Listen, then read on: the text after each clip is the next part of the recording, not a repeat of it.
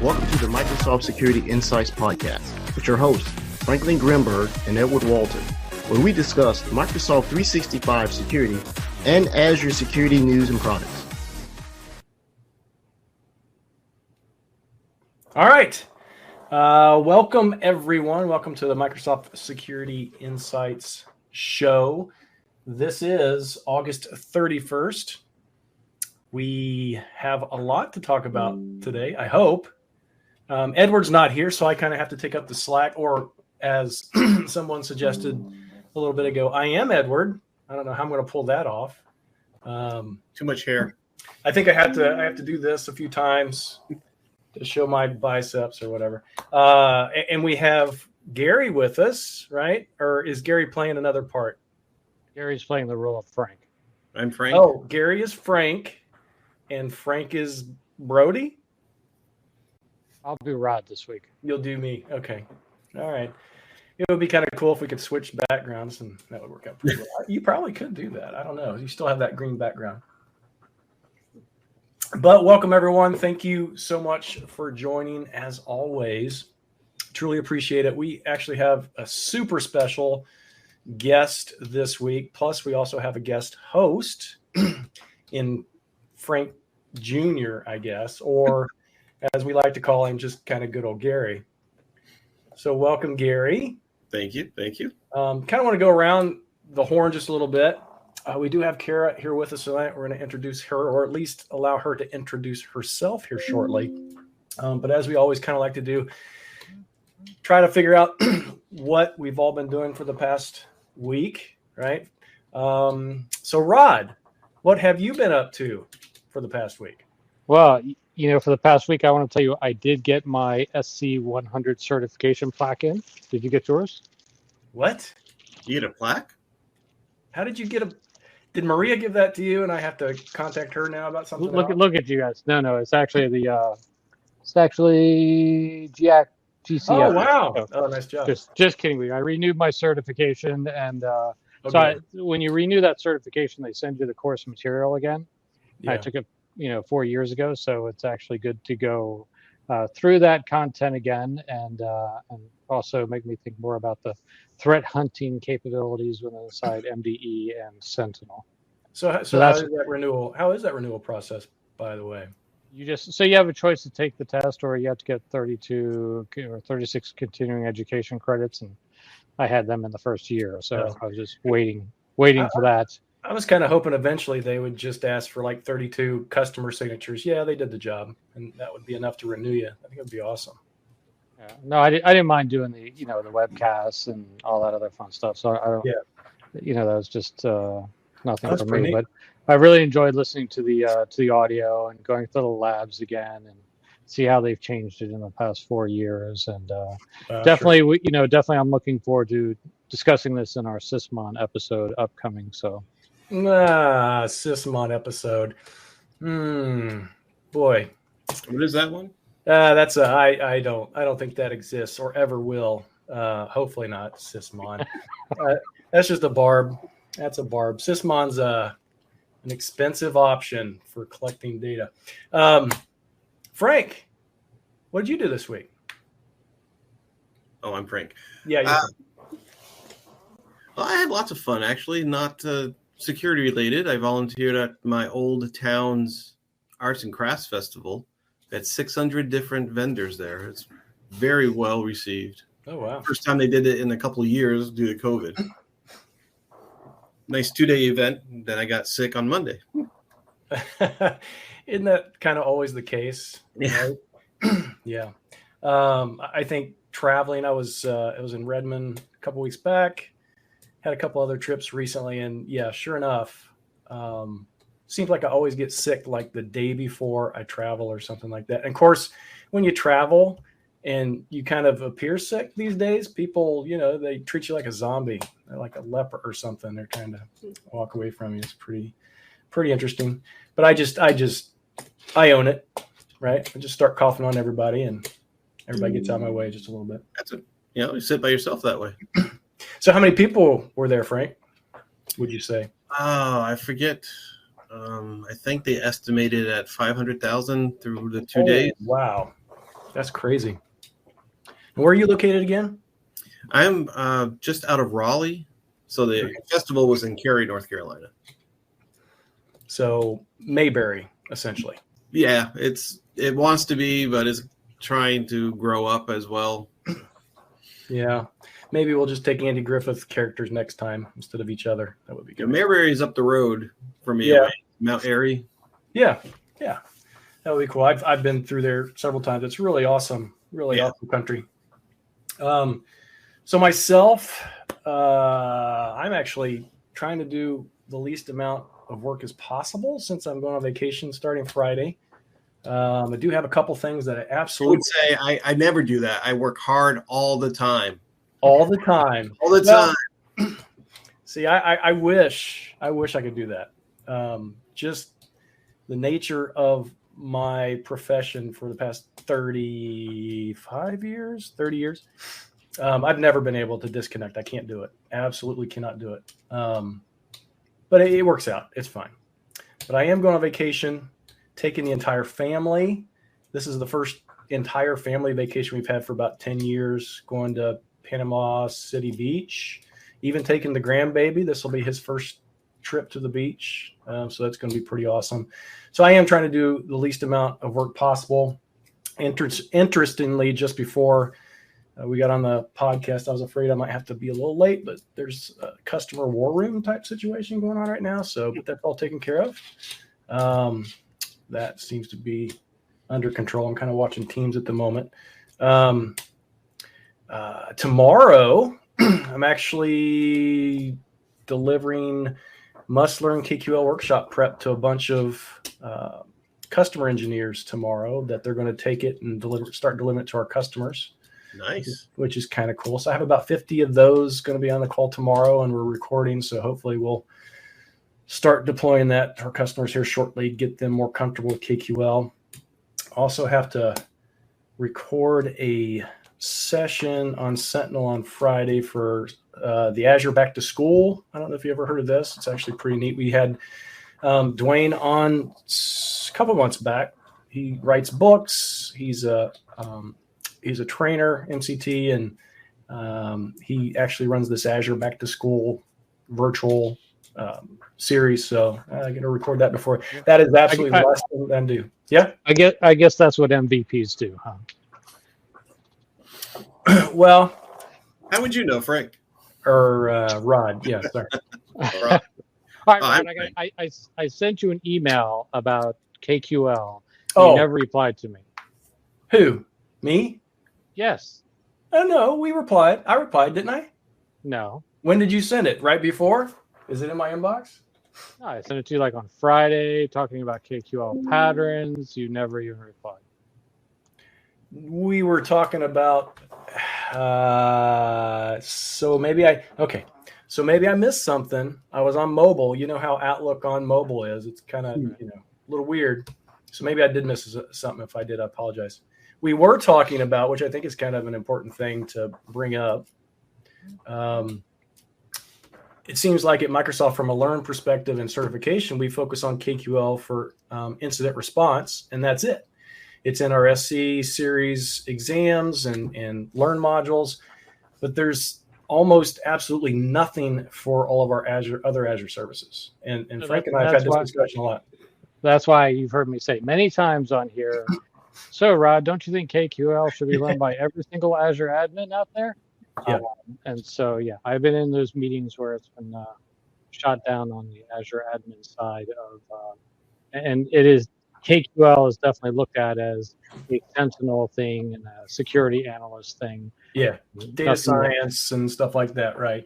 But it is absolutely necessary to learn for anything, any Azure service. And based on our discussion in that email, I kind of started down that route last week. And I don't know if have you ever seen that TV series, the comedy, How I Met Your Mother? Oh, yeah. Barney's like, challenge accepted. So that's my goal for within the next 6 months, is to ensure that we get KQL in everything. Just like security should be in everything, KQL should be in everything. So we'll see how that works out. Well, there's a SQL exam. Maybe you should come up with a KQL exam. So I don't know if it deserves its own exam. I just believe that it should be littered throughout everything where it's smart, where it's where it should be, not make it obtrusive where people are like, why did I have to learn that? But make it applicable. So we'll see. That's my goal. That's one of my goals. That's personal goal. That's not a team goal. If my manager hears that, he'd be like, Rod, you got to focus on our team stuff. So, one of the things that I pushed on the KQL side is that they should have a basic understanding of it, not the in-depth understanding of, everything about KQL. And even at that level, I was rejected in those conversations. So, which was kind of annoying. So my email to you is another challenge for you. To extend your must-learn KQL to include KQL patterns. Okay. So what I mean by that is that, when I write KQL learning stuff, I'm more focused on the process of data discovery versus the end product, which should be when it's a more complex query, right? So, I think that where I'm missing stuff is providing you're going to have a situation where you're parsing JSON and then you're actually joining it to another table, whatever. So just having those, because once people know the template, know where the data is and what they want to do with it, they know the keywords, they just don't have the KQL templates to actually do that build out. Except now, don't they have something in MDE where they actually have like a designer or something like that? What's the deal with that? Do have, and it's I hate to say it, but it's very similar to what Splunk has. So you just literally click on your columns to create your queries, and it's absolutely awesome. And in fact, I was looking at it this week, and it's a great way to actually create your KQL queries that you can copy and paste and use other places. So it's pretty awesome. And my guess is that we'll see that other places in the very near future. So, do you think it's worth the time to put together KQL patterns for complex queries? I do, but I think more in relation to creating functions, right? So taking a lot of that stuff, those use cases, and creating a function for whatever that thing is, I think it's kind of ideal for that type of situation. You know what I mean? And if you look now, we also have the KQL query packs. And that's very similar. So it's kind of topical based, right? Solution based.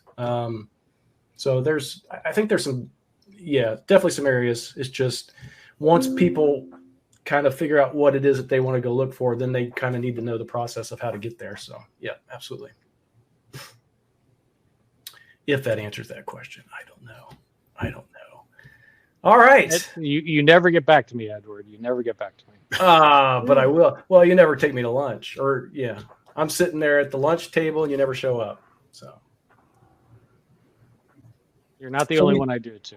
Go ahead. So we do have a guest this week. I don't have as much to talk about or say as the real Edward does. So I'm going to turn it over to our actual guest tonight, because I think this is pretty awesome. I had mentioned this to a couple people. I thought this would be absolutely interesting, and we'll see how this goes. I don't know. We may agree to do this or not. So we have our guest host, Gary, who's been on a show and a good friend of the show, written some books that I've tech edited over the course of the past couple of years. Very awesome, knowledgeable, intelligent Sentinel person. But Gary's manager is on the show with us tonight, and that would be Kara. But I think this is super awesome to have her here. I'd like to absolutely have her introduce herself, tell us what she does, and then we'll kind of dig into that. But Kara also mentioned that Gary is actually writing his review currently. I want everybody to rewind to 5 minutes ago, and Gary was saying, yes, I constantly need to be working, or whatever he was saying. Now everybody understands why he was saying that. Yep. Gary, if you're constantly working, then I'm not doing my job correctly. Oh, because you shouldn't be constantly working. Take that back. You're a good manager. Hey, well, at least that's what good managers say. So right? in normal talk, we're basically going to do Gary's job review tonight. Is this what we're saying? Is employment review? Yeah, we'll crowdsource it. We have some folks asking questions in the chat. They can ask all kinds of questions of Gary or Kara. We can kind of do a live what we call at Microsoft, this type of review, or connect is what they call them at Microsoft, which is they're kind of interesting. I don't want to go into great detail because while they're interesting, they're also not fun. No, they're not. Not from anybody's perspective, whether you're actually the manager looking at these things or the person writing these things about yourself. But anyway, let's turn it over to Kara. Kara, welcome. I appreciate you coming on tonight. Probably not even knowing what you're getting yourself into, but thank you. I actually listened to Gary's when he came onto your show earlier, so that trying to figure out if you made the right choice. And I'm kind of like, I'm not really sure what to expect in this event tonight, so I did listen to Gary's to give myself a little bit of structure. So was it? After listening to Gary's, I was less afraid, but less afraid. Well, less afraid of the show, but were you okay with hiring Gary at that point? You're like, Gary was already hired. He was already in. So no, Gary's great. I don't need to do your connect with you right now. We're okay. So other than Gary's boss, who are you? What do you do? Yeah. All right. Sure. I'll give you. I'll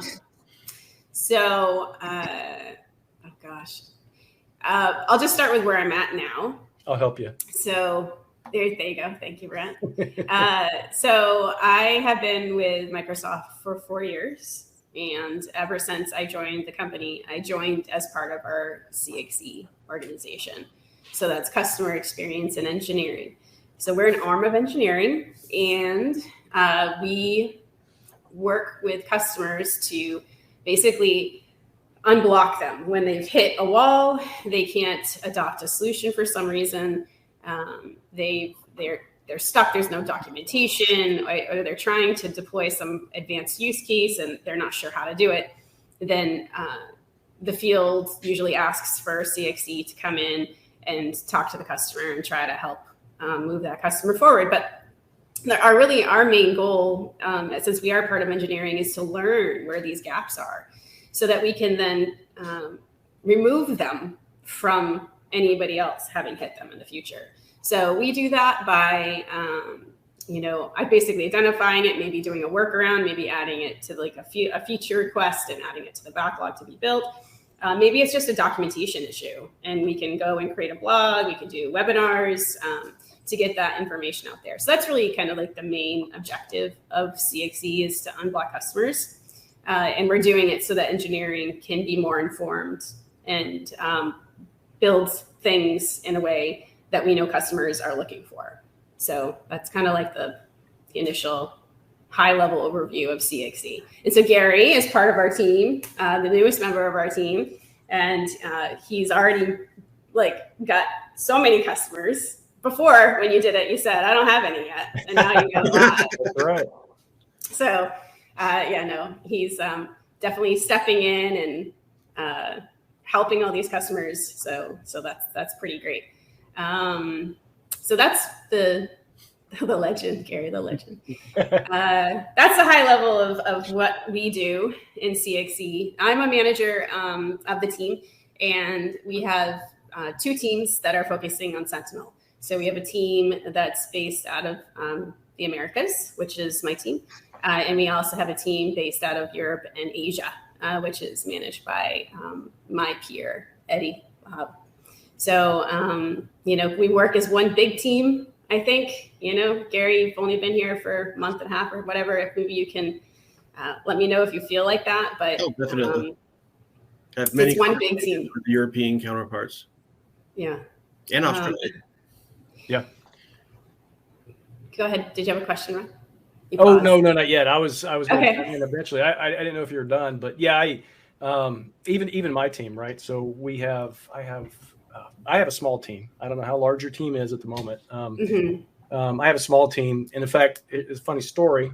So I started in this role. It's been a couple of years now. I started in this role and I didn't even have a manager for a year, and I was my only person, sole employee on this team. But now I have a teammate in South Africa. I have one in Australia now, and her, Sarah, right? Yep. She's not quite made it to Australia yet, but she should soon. So yeah, some of the challenges, right, of kind of having international teams, there is definitely a challenge because Sarah likes to talk and she lights up teams about the time I'm about ready to go to bed for the night. I'm like, oh my goodness. And I just want to respond, you're like, I'm like Gary, I don't ever want to stop working. Yeah. Yeah. Working in a global team is definitely a challenge, but I feel like we do a good job of it. I'm always open for new suggestions, but I think it's about just having the right communication channels in place, and Teams is really helpful for that. But it's also about making sure you have the right expectations. So what you just said, which is like typing at night and whatnot, don't expect that, right? Like, so we have to have that team agreement that just because I send you an email on the weekend does not mean you immediately go and respond to that, right? Like, I don't expect that. I sent it to you because it was convenient for me at that time. It doesn't mean that I need you to jump ship and like get right back to me. So those kind of team agreements are really important. Yep. Well, it's kind of a personality thing too, right? There are those folks that just, I don't know. I'm one of those. Indicators or alerts drive me not really drive me nuts. They're knowledge, but they do kind of drive me nuts, I guess, a little bit. I like to have my inbox clean, and by the time I get to work or try to get to work the next morning. So, except for when Frank sends me messages about KQL pattern, apparently. Apparently, there's a rule for that, Frank. Goes yeah, I think that rule, I may have to disable that rule now that Frank has caught me. So I was really excited to join Microsoft because I had heard that 4 years ago that there was a SIM in the works. And I came over from a different competitive SIM. So I was a product manager for McAfee's SIM, which was Nitro Security originally. So it was originally a smaller company that got acquired by McAfee. Yeah, which was acquired by Intel, which was then spun off again by McAfee. The lovely adventures of corporate environment. But I'd been working with SIM for, 10, 12 years there. And then, but the first time I'd actually touched a SIM was like 2001, which is dating myself. But because that wasn't even the beginning of my career. But I was working for a network management company. And they had this goal to, and you guys are gonna. Do you ever remember something called the FCAPS model? Mm-hmm. Yes. Okay. So they wanted to have like the full FCAPS suite. So they needed a fault management, configuration management, application management, performance management, and security management. And so it was a fault management product. As a network management solution. And so that's my actual foundation in tech was from infrastructure and fault management software. That's where most of my experience was before I got into SIM. And they white labeled a lot of those other parts of the FCAPS. And the white label that they had for security was a SIM. And it was IntelliTactics at the time. And so I was the only one I got shipped to. I'll never forget this because I'm technical in theory, and I was a technical trainer, so I had a lot of like hands-on experience at the time. But they actually sent me as the only person that knew anything about the integration and anything about any of it to Ireland to go and deploy it at like this MSSP for a week and a half. And I was like, okay, I can do it. Like, there's no help. I'm on my own. But that was my first exposure to SIM. Was that back in the early days when they wanted to try to integrate all of it so they could determine if the fault was caused due to security or was it caused due to some other network infrastructure stuff. Wow, that's wild. That, man, I tell you what, that harkens me back to my early career and things like that, where, you were left to your own devices to try to deploy things, right? I remember being in Louisville, Kentucky, overnight one time to deploy, of all things, OS2 Warp or Lotus Notes on OS2 Warp. So that was a long time ago, right? That was a nightmare. It was a nightmare by itself, but I ended up getting it working. But I remember nights like that. Oh my goodness. It's interesting, going to conferences, talking to folks these days. there's actually a smaller percentage of people that do that type of work anymore, that do that overnight, over the weekend stuff. I think it's obviously a testament to what things like Microsoft has done to help, our customers and things like that. But yeah, I don't see quite that large a percentage doing that anymore, which is kind of neat. Yeah. And I love how there's so much more you can do virtually now too, and if you think of like earlier on in probably everybody's careers, you had to go there. You had to be like on a plane and go somewhere and do it all. I was a technical trainer for a very long time. And, I used to do all my training classes in person, and I used to have to ship like hardware. We're talking, big giant racks of stuff, right? Yeah. And physically connect everything and, image all my laptops and, physically do everything. All of that. And now it's amazing, like how much is it's so much easier doing everything virtually. It's crazy. Yeah. I think probably, though, I just sitting here thinking about it, one of those areas that still, I guess, might hinge on that type of situation is kind of security. When people get hit with ransomware or malware or whatever it happens to be, talking earlier about that war room situation the customer has right now. That's absolutely still that type of situation where you have to work kind of 24/7 to try to identify and remediate whatever that thing is. So Microsoft has a team that does boots on the ground for that, don't they? Or we still do? Or we do. We do. There are certain criteria that has to be met for that to happen. The unfortunate thing with the one that I'm talking about right now, they don't even have a Microsoft rep. They use our products, but they don't have a Microsoft rep. So we have to, and as Microsoft, we still want to help people, right? So we have to figure out the best way to accomplish that. But yes. So Kara, you have been with Microsoft for 4 years. So you talked about being kind of in security since maybe 2001, but for infrastructure potentially, right? Yeah. How did you get into security? How did you get focused? How did that become your focus, I guess? It's actually a funny thing. So I am probably not alone, maybe on this group of people, but I did not go to university for anything that has to do with where I'm at right now. I went to university for sociology, justice studies, and political science. And the idea was that I wanted to be a lawyer. But this was in the early 90s. And That's perfect for tech. Yeah.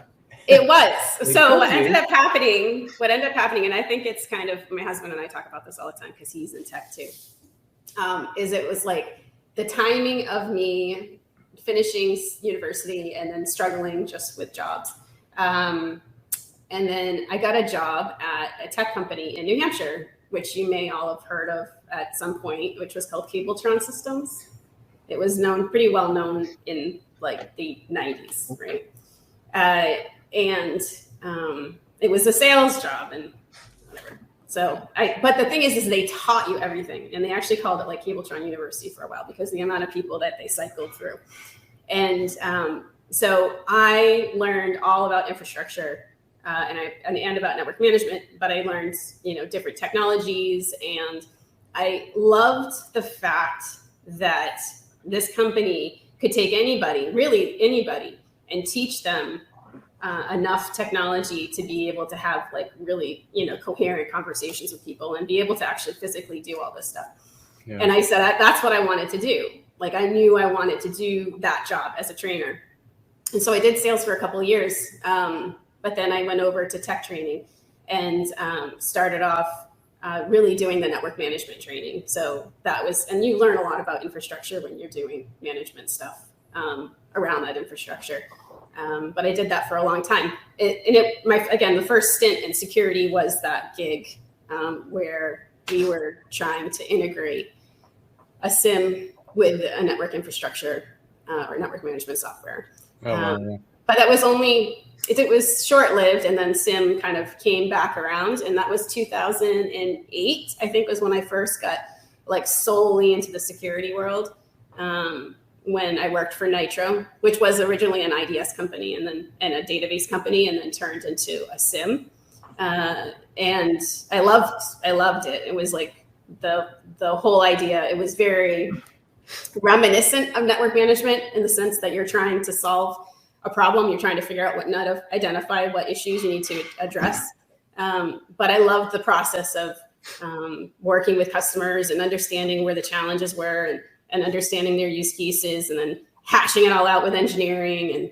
And every 3 months we'd go out there and spend a whole week just literally diving into everything that we were going to be doing for the next semester, if you will. So it was just a really, really fun process. And that's, now I'm more in a management role, but I still love to hear all the things that are going on now with our Sentinel product as well. Yeah. Being in management role, do you sometimes miss kind of the get your hands dirty, hands-on type of stuff, or you're like, nah, I don't care for that anymore? I love to be technical to the extent that I can, have a conversation about technology to a good depth. I don't feel like you guys are talking about KQL. So for me, KQL, I go and I find like workbook that I like, and then I go and I open it and I copy it, and then I go and modify. I don't, starting from scratch is not my thing. So I wish I had more time, I guess, dedicated time to stay current on that level. But I think, my role as a manager, my number one priority is the people. Which is why I say, Gary, make sure you budget time for vacations. It's unhealthy to work nonstop. And Rod, finally, that's good that you're actually doing it. So it's hard. It's a balance. I think it's a challenge to be able to make sure everybody is they're doing a really good job on their own personal careers, because that's really what managers are trying to do. They're trying to foster the careers of the people that they're working with, and meeting business objectives.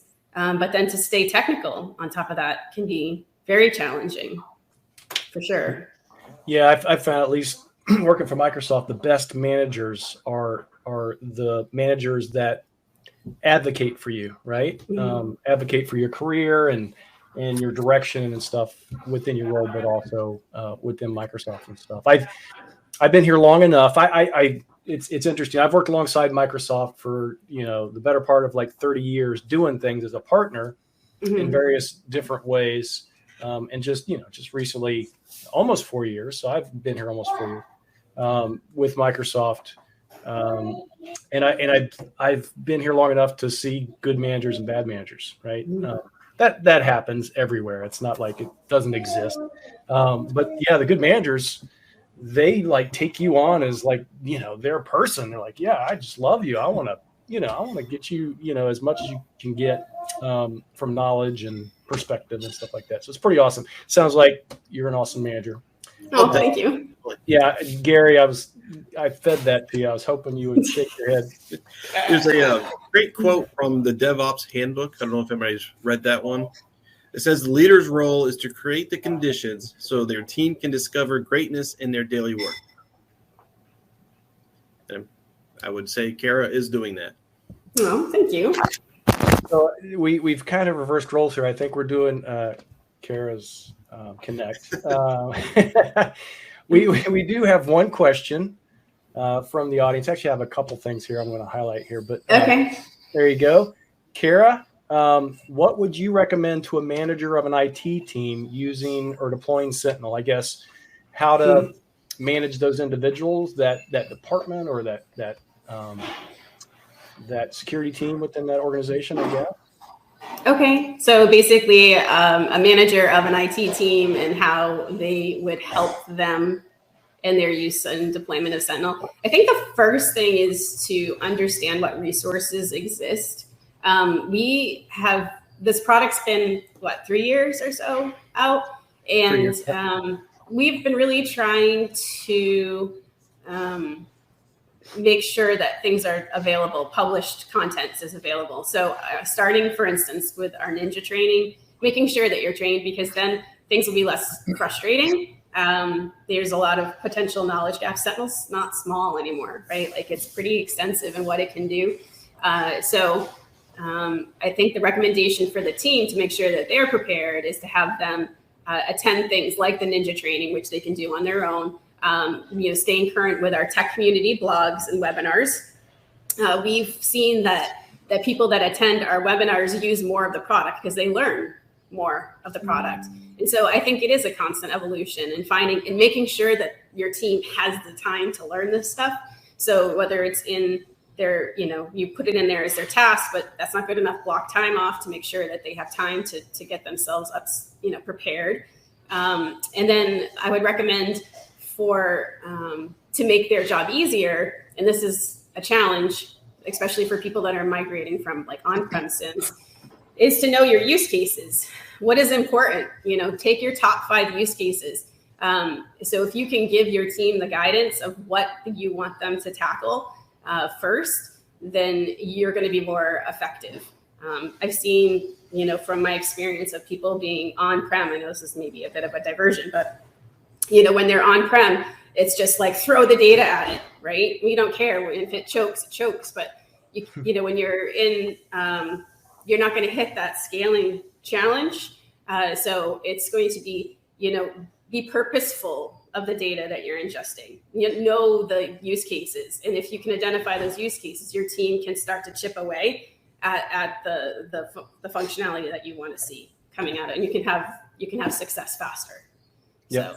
Here's a kind of a clarification, and Kara, this may be your opportunity here to delegate this one to Gary. Okay. I can help with this as well, but we can kind of see your whole manager perspective at work here. Sure. So pretty awesome. Sure. Wary of the cost and billing versus the capabilities. Isn't that the number one topic? Yeah. It is, so this goes back to my whole point, right? Be purposeful about what you're trying to accomplish. So when you're in an on-premise SIM, you spent, whatever, hundreds of thousands of dollars on your appliances and you've deployed them, or millions, it could be whatever, right? And you've tried to spec it out based on what you predict this capacity is going to be. And you can usually, as long as the data's in there, you can then come around and do your use cases. But in the cloud, it's different, right? Yeah. Like you're going to be paying for whatever you ingest. So making sure that you know which use cases you want to do. And so we've tried, for instance, to do some webinars around this, like, starting with MITRE, right? Like start with a MITRE framework and choose, a column in the framework. Maybe it's, something about insiders, right? So just like choose something and then try to deploy the environment that you need to make sure you're addressing those challenges that have already been predefined by MITRE. So I think if you're purposeful about the data that you're ingesting and you're thinking about it from a use case first, then the cost will be defensible because you're going to get the output that you're expecting. So that would be my high level summary. I don't know, Gary, if you have anything else you want to add. Yeah, another piece of that before we kind of turn it over to Gary is this, and I absolutely hear this all the time. And Gary, you can talk to this too. It's awesome to hear that this customer is, they're all in. Hey, we're going to Azure for all this stuff. And in fact, by moving to Azure, a lot of what you just talked about, Kara, that on-prem stuff, you don't have to worry about a lot of that cost from shipping data from on-prem to the cloud. Mm-hmm. It's already going to be in the cloud, right? So there's a piece of that cost is gone. But Gary, you want to chime in there? The only other thing I would mention is when you're considering the cost, consider the cost savings you already have. You don't have to pay for the hardware. You don't have people managing the hardware. You don't have to worry about patching or getting the OS. So there's an initial savings right there. And then like Kara was saying is, don't keep ingesting everything. Make sure that what you're going to ingest is what you're going to be needing. Well, and so just kind of chime in just a little bit, kind of the experience I've had with customers, particularly moving from on-prem and other SIEMs or SIMs, whatever you want to call them. Those other tools, right? Those, we can call them, there's Splunk, there's Logarithm, there's QRadar, that have been historically on-prem. It has been kind of, hey, let's just absolutely collect everything. So we've got all data. We've got these huge data storehouses, and then we can query against it, right? And you don't need all that data. You really don't. In kind of this modern SIEM, modern world, the way where Sentinel sits, there's some machine learning and things built into it where it is intelligent enough to look through that data and find exactly what you're looking for instead of literally needing everything anymore. So a lot of customers, those old tools, I'd call them legacy tools, but they've kind of created some really bad habits for a lot of people, right? It's still kind of the old, we were talking about earlier, the IT operations and things where, that's my server. I'm in charge of this server. This is my stuff.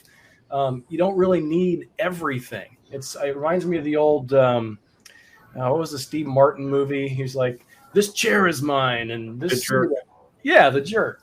You don't really need all that stuff anymore. The technology is good enough to be able to do a lot that the other legacy stuff couldn't do. So you don't have to worry about that. And I think some of the bad habits with being on premises is that I paid $1 million for this box. I don't want it sitting idle. Yeah, that's true. Got all this storage space. I want to use it. So let's push everything we can into it. Right. Yeah, it's a different methodology. It's a different mindset, and people need to prepare themselves. Well, particularly for customers that like this individual say, hey, we're moving all to the cloud. Well, take advantage of the cloud. There's so much opportunity there. You've got compute resources, scalability, elasticity, everything that you can take advantage of. It does the work for you. Frank, Rod, did you have a question or a comment? I heard the name jerk. Thought you guys were talking about me. So, since I've been going through this class again, the SAN Forensics 508, and thinking about endpoint and sysmon and everything else, and so this has been coming up. I say collect it all. No, I'm kidding. It really comes down to the use case and what you can do with it and what you can actually pull forensics from the machines if you need to. Okay.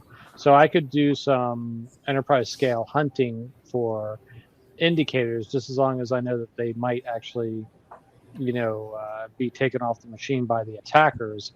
And since I don't really have a good threat hunting team, there's no reason for me to be sending a ton of logs to Sentinel, right? Versus MDE, the first step, and then off to Sentinel, right? If I have a mature threat hunting team, then I would actually want to send more logs like sysmon into Sentinel so they can actually do the hunting from there. So it's also maturity, capability, and also what can you actually access on the endpoint if you need to remotely and quickly to gather the additional information. And there's a lot of tools out there to do that. So it really does come down to the use case and the maturity of the organization and the capability and the access to the endpoints that you might have. It might be cheaper to actually put agents on the endpoint. I know agents are bad. That gives you the remote forensics capability for enterprise-wide analysis, looking for things when you need to, if you don't have the true threat hunting team to be doing that.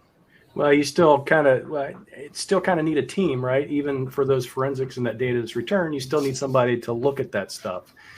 I'm just thinking from that perspective, shipping the data to Sentinel, there's a lot of intelligence built in there for the analysis of, with the rules and things.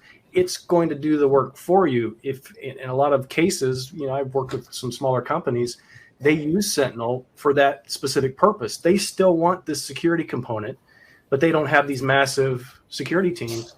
They send it to Sentinel, and Sentinel will surface or expose the most critical things they need to look at instead of them having to look at literally everything like they used to. So that's just another aspect of that, I guess. Even so, we talked about this last week a little bit as well.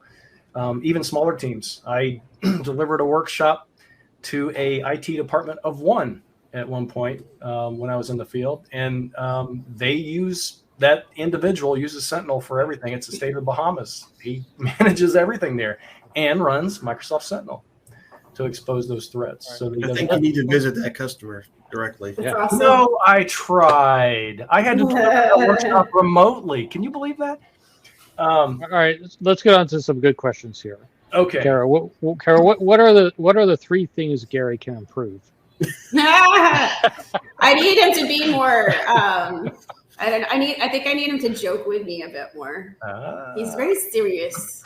Yeah, well, he needs to open up a little bit, I guess. We'll have to, I don't know, get him down and tickle him for a little bit. Maybe that'll work. No. Okay. No. Boy, that was uncomfortable.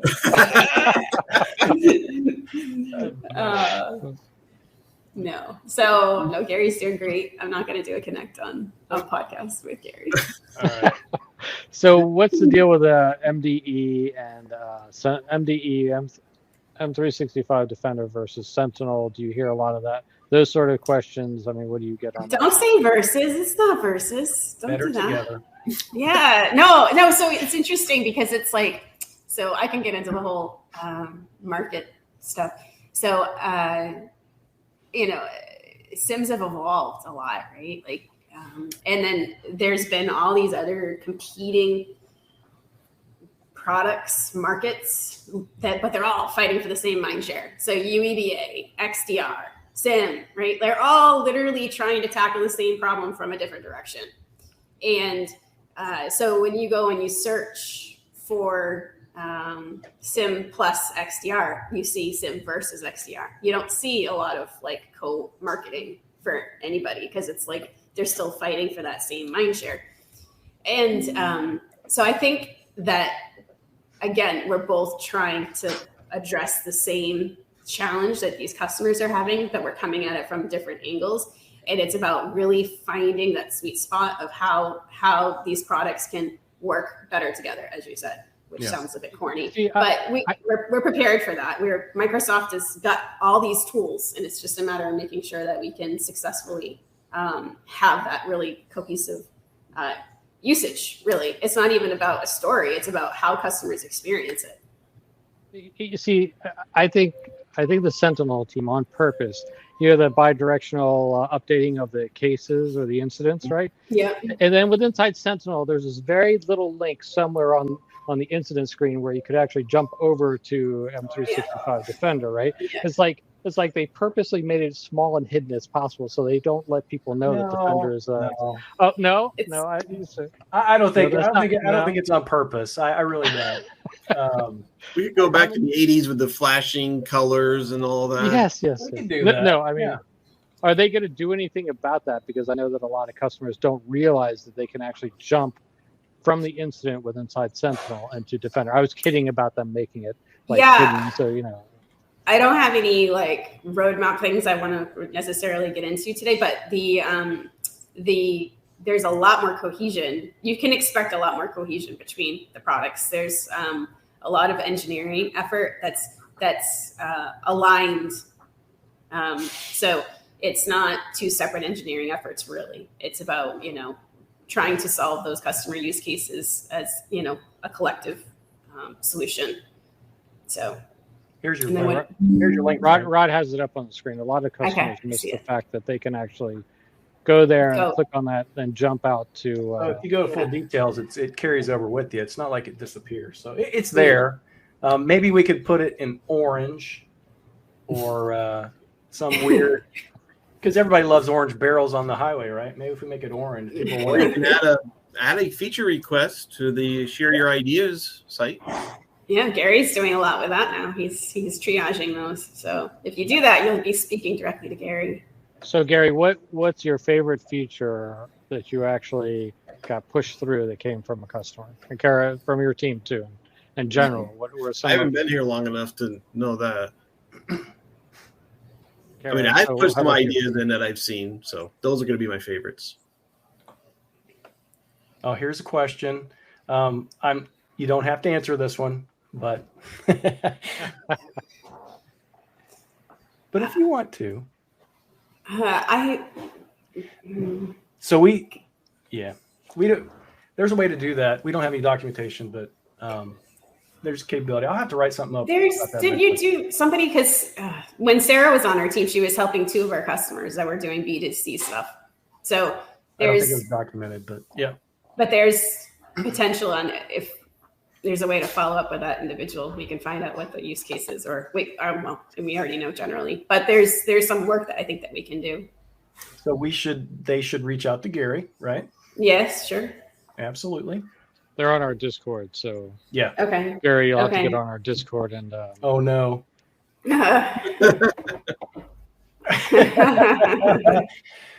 Regular listener, by the way, friend of the show. So don't think it's That's just fair. some creepy person that's going to tickle you, Gary. I put a link to our Share Your Ideas for Sentinel in the private chat. For some reason, I can't actually put it in the regular chat. I will do it. Let's see here. Copy link. Let me. That's a long one. Let me create a short link real quick, and I'll put it in so everybody has it.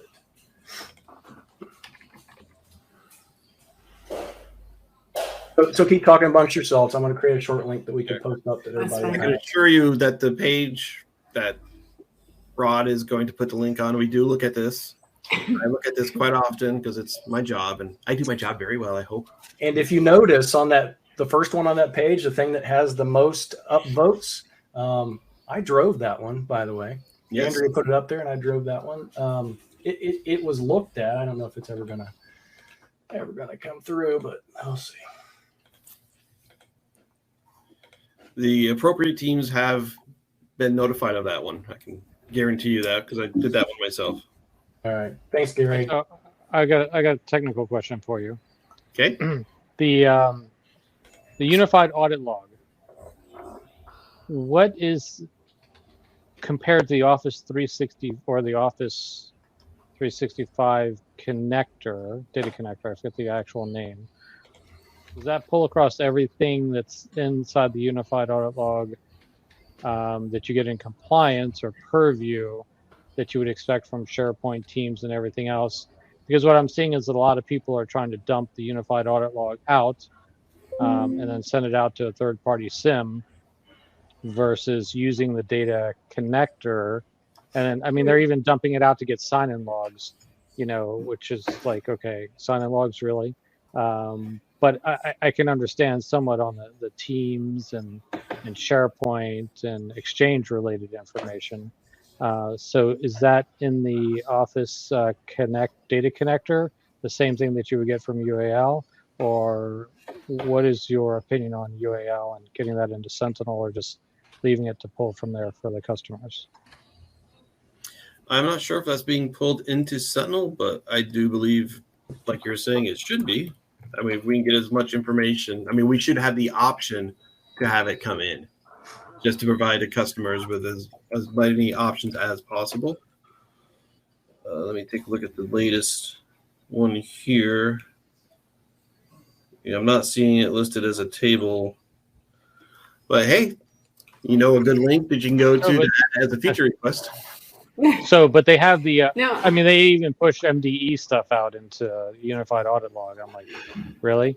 So there's a data connector called, if you just go to the data connector for Office 365 data connector.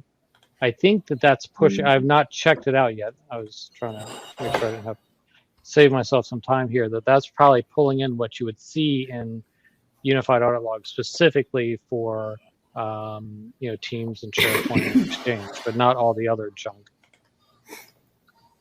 Because a lot of people are being trained on the business email compromise area that they basically skip over Sentinel. Sentinel is not even discussed, right?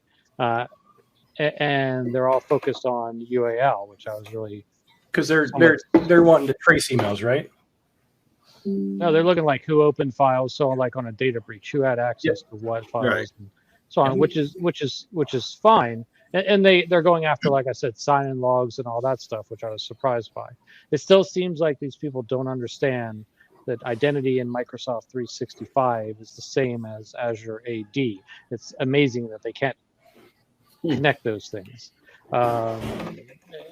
in there. So I'm just wondering if that data connector pulls across the UAL stuff related specifically to, I know that they're not doing Teams yet. If you look on the connector page, I know that Teams is being. Oh, actually, Teams is lit up now. I thought that was not Teams, and that also SharePoint also includes OneDrive, by the way. So the files, if they're using Office 365, the file information will be in there. So I'm wondering if people really need it, because basically it's being trained, go to UAL versus Sentinel. And if they can just set these connectors, set this one specific connector and get the same information, then why are they sending it out to a third-party SIM? I'm just seeing that being taught out in the wild to do that. Yeah, so it's driving me crazy. So that's a good point, right? And I kind of see that and hear that quite a bit, where we have these tables and we expose certain data, but sometimes there are certain columns that aren't exposed right away, or it's just not been requested, or maybe I don't know. For whatever having a UAL to Office 365 data connector comparison, right, for SharePoint, for those three categories would be great to justify them not doing that extra work. Well, and that's great feedback, because, like I said, that's come up quite a bit, where customers expect X, type of data, and it's not there, right? And so we kind of make that request, and that data shows up eventually. The data is there; it's just not, where it needs to be in Sentinel. So we just have to enable that as a feature.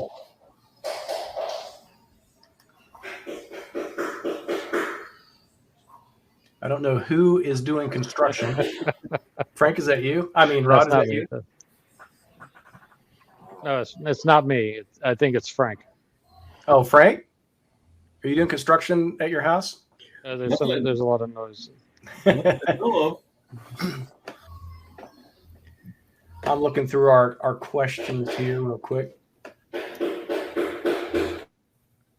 See if there's anything that we want to talk about before we kind of close down for the evening. Carl, what's like the most common hurdle that you see customers putting on, other than team management, change management, hurdle that you see customers putting themselves, pain that customers are inflicting on themselves for no reason? Is it trying to run at the same time, the migration, or is it just not the use case? Is there anything specifically that you're like, yeah, I think like it goes back to something that we talked a little bit about before, but the just trying to migrate everything, it's not necessary, right? Like, take an opportunity that you're migrating from one SIM to another. Take an opportunity to really say, what is it that I need, right? And so I think I've seen this multiple times where customers just port everything over, and then all of a sudden it's like, they can't figure out what they're trying to do. There's massive bills, it's not necessary. And I think just taking a moment to really sit and ask, is this necessary? What are we getting from this? Did we ever actually get anything from this in our previous SIM? Or is it just because somebody created this, collection at one point and they thought that we needed it? So I think it's a good time to question everything.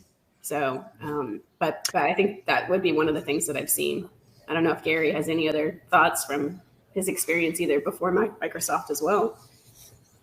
No, it's about the same thing. Or they go from on-premises gathering everything. They try to do that in Sentinel, realize they have a huge bill they weren't expecting, and then don't understand why.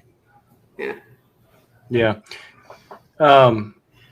Yeah, there is kind of a level of due diligence that has to be done first, right? Because it is different. A lot of folks, when they, potentially this individual migrate into Azure, you kind of get a sense, a lot of customers do, that everything works absolutely exactly as it does on-prem as it does in the cloud, which it can.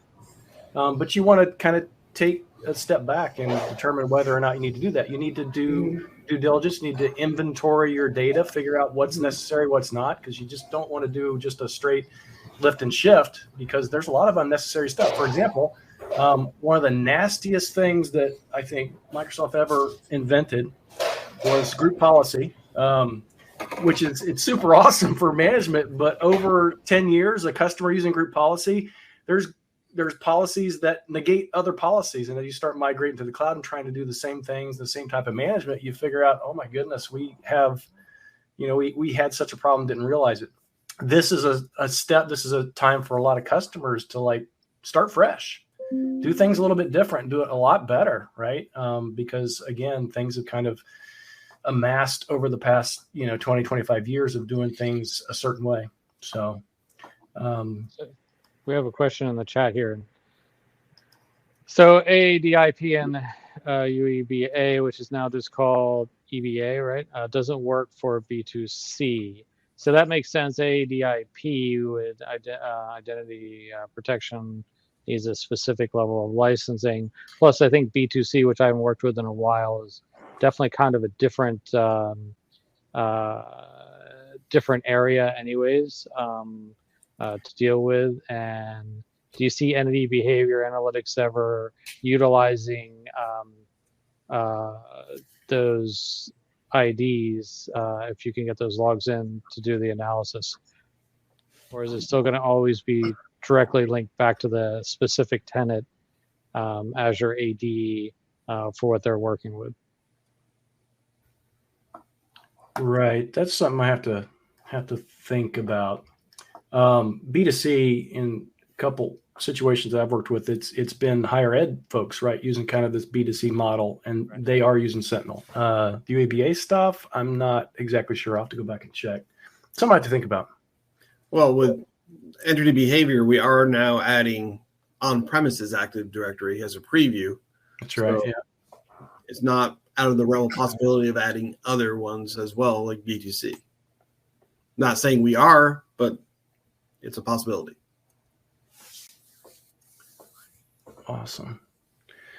So, Kara, you've worked with Sentinel since its inception, or since its public release, at least. Yeah. And by the way, September is the we're coming up on September. That will be 3 years public release, mm-hmm. which is pretty awesome. Over the course of working with it for the past 3 years, what's like the coolest thing that you can think of for Sentinel that you've seen customers be able to take advantage of? Man, what's your favorite thing? Well, all right. So I think it's grown so much, right? And I think there's some stuff that we've actually talked about, which I think is really helpful for the customers. And maybe it sounds a bit fluffy, but like the whole MITRE tactic thing, it is helpful in giving direction. I think the workbooks is super helpful. You can do so much with workbooks, more than you know, right? And I think that it gives you the insight that you need into your data. There's a lot of customization that you can do. There's lots of different, you can have stuff like embedded. There's so much information that you can actually do in a workbook, and that gives you the insights that you need. And you can create them for teams and whatnot. So I think workbooks is probably underrated for what it really can do for you. And what powers workbooks? Team Azure? What do you mean? KQL. Oh, it's KQL. Oh, okay, yeah. All right, yeah. Sure. It goes back to your KQL. Which is why I'm always trying to bait people to say it. So yeah. Yeah, there you go. Okay, sure. Sorry. Yeah. No, it's all good. KQL is all over. It's all over the place. So yeah, it is. It's important. I'm glad you mentioned workbooks. I'm glad you mentioned workbooks because I would rather read a comic book than a novel, and workbooks are just that thing, right? It's the visualizations. They're awesome, and managers love visualizations, Power BI, workbooks, all that good kind of stuff. It's one thing to be really geeky and look at those columns and rows of data, which I absolutely love, but it's another thing to just, really enjoy kind of the visual aspect, be able to see things a little bit differently, a little bit better, I think, to see what it looks like. So that's pretty awesome. I'm glad that workbooks are awesome. I'm sure there are a lot of other folks at Microsoft are happy that you said workbooks. I'm sure there are. I mean, there's loads. I mean, I can't get into all of it, but that's one thing that pops up. Well, Matt, Matt Lowe, he was on the show, right? He's very passionate about workbooks. Yes, he is. So, he's been on a show in the past. Did he have his video on? Who's that? Did he have his video on? He doesn't ever use his video. He did. He did? I'll have to go back and watch that one. Yeah, we'll go look at that one. Who else? Jing, who's now left us, but Jing has also done a lot with workbook person. Yeah. Probably the best I've ever seen for animations in PowerPoint. Oh my goodness. Yeah. It's insane. He's handed them all off to Gary now. Gary's now. There you go. So the Gary's keeper of James PowerPoints. Okay, that's awesome. I can barely do a stick figure. Well, I can do that. I'll show you how to do that later. I can make a stick figure in KQL. I swear. I'm sure you can. All right. Anyone with any other questions for Kara? Or Kara, you have any parting words you'd like to leave with us? No, this was fun. I came in without anything prepared, so let's just go with it. Well, you did great. I thought it was extremely interesting. It's actually good, for our audience to get to know you. I think you're an awesome person. So, and thank you. I say that just so you'll be nice to Gary. And I say that because she's my manager. Yeah, exactly. Exactly. All right. Very cool.